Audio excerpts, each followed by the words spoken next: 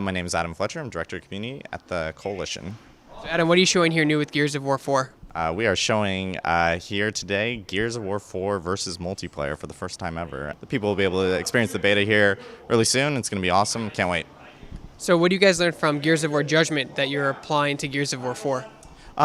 With Gears of War Judgment, we ended up doing a lot, or at least Epic ended up doing a lot of experimental stuff, where it kind of was like a Gears and I would say FPS mixed together. There was FPS controls, and at the same time there was like human versus human gameplay, but it still had some of the Gears flavor. And we learned from those items, and we wanted to get back to the roots of Gears. So I would say Gears 4 is very similar to something like Gears 3 multiplayer, and a little bit of Gears 1 mixed in as well, because we ended up working on Ultimate Edition. There's some Gears 1's fans out there that really appreciate some of the classic gameplay.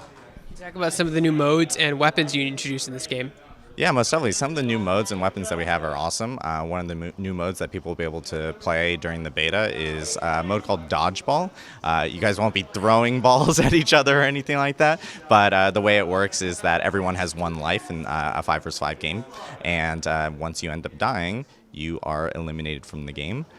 But you can get back in is if your teammate actually kills another opposing team member, and there's like a 5-second respawn time. That player will end up jumping back in, and what's cool is it creates a really new dynamic where players can end up essentially kind of having huge rebounds, where it's a 5 vs 1 type of game, and that one player could bring their whole team back and rebound the whole game. It makes it super exciting and super tense, and it has people rely on that specific player. For some of the new weapons that we have, one of the new weapons that people will end up being able to experience in the beta is called the drop shot.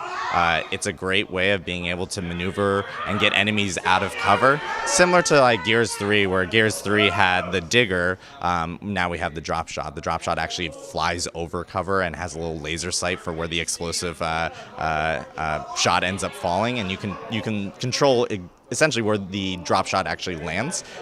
One of the coolest things I think with the drop shot is the headshot. It actually digs through the player's body, and they start screaming in pain, and then and the execution for the move is by far the best in the game. Talk about how you designed this game with esports in mind.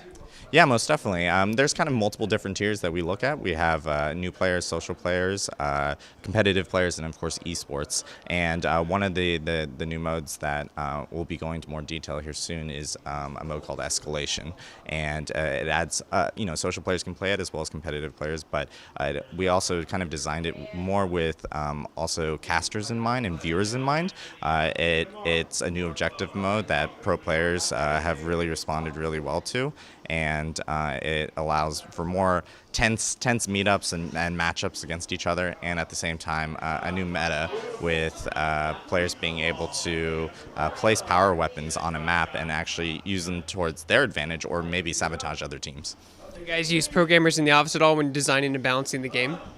We do actually. So we do have some really good players and competitive players within our office. Some of them can most definitely compete in like our ESL Pro League that we end up having. But then we also reach out to our pro players every once in a while, and we kind of gauge them on feedback and get their take on what they think works really well for some of the stuff that they want to see. And of course, we also reach out to our social and our general competitive community, because they're also hugely important, and we want to make sure that we have a mode that reflects on every single player out there. Can you go into detail about your goals and plans taking Gears of War 4 from the console to competitive esports leagues like ESL? Yeah, so we actually started, Gears was always kind of a piece of competitive esports way back in the past. It's part of the legacy before the advent of Twitch and YouTube and everything, with MLG and World Championship Gaming. And what's really cool is that we're kind of bringing that back to players now with Ultimate Edition, where we ended up partnering up with ESL. We have a Gears of War Pro League. We've had 2 seasons so far, and we want to make sure that we continue expanding that and growing that for Gears 4, and it's a huge thing that we're looking at doing. Can you talk about the maps that we'll see in Gears of War 4 as new maps and returning maps?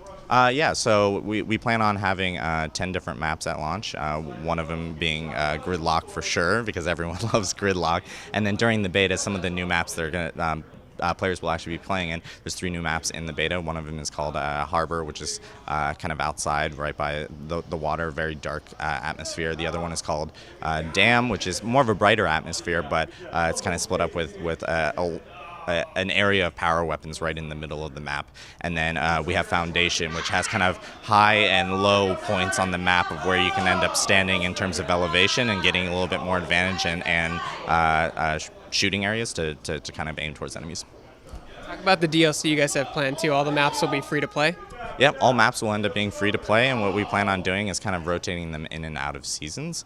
And what's really nice is that if you really fall in love with a map or anything like that, you can, and it does rotate out of play. Players can end up hosting a game, and as long as they own the map, they can end up inviting 9 other players plus observers into the game, and it works out really well because everyone can enjoy the same map and enjoy the same fun, and no one else actually does need to own it. If someone wants to host their own game, they'll end up purchasing the map if they want to for the private use, and then once it's in free rotation, they can end up playing anytime they want. Can you talk about the new card system you're implementing in Gears of War 4? Yeah, most definitely. So there is a new card system with Gears crates that you can actually end up unlocking and earning through the game with in-game credits. Everything is earnable in-game, including all the cards, which are cosmetic character skins or emblems through the game, or even cosmetics on weapon skins. One of the new things we're doing for weapon skins is we're allowing all weapons to essentially be skinned, and you can actually carry those in campaign as well, which is brand new in Gears 4. And we also have a new card called the Bounty card, which you can use in versus multiplayer, something that can actually help boost experience or boost other things as long as you hit those objectives. The nice part about the Bounty cards as well is that even if you use them and you fail at achieving that bounty in the game, they won't be depleted or used within your inventory. They'll only be depleted once you actually successfully earn that bounty. So it's a great way for people to kind of help grow within, help their account, their growth within the game. And then on top of that, the biggest thing is that Versus has Versus players can't actually use cards to give them any type of competitive advantage. You can only use cosmetics in Versus, and you can use other cards for other modes. Can you go into a little detail about how advances in technologies with Xbox One and computer and PCs getting more advanced, what's that opened up for you creatively and visually for Gears of War 4? Yeah, so with Gears 4, so loud.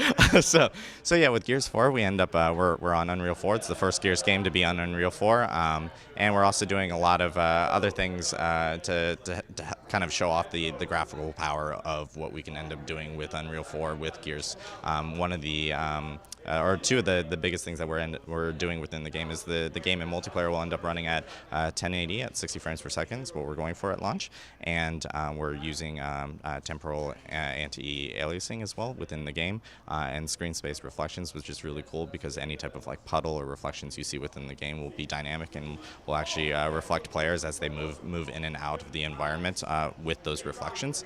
And then on top of that, we are working with Microsoft Research on something that is kind of proprietary towards Microsoft, Trident audio technology, which allows us to bake in reverb within the actual map. So, and it can actually detect different types of surfaces that the audio is hitting, and players will be able to experience that and hear that firsthand.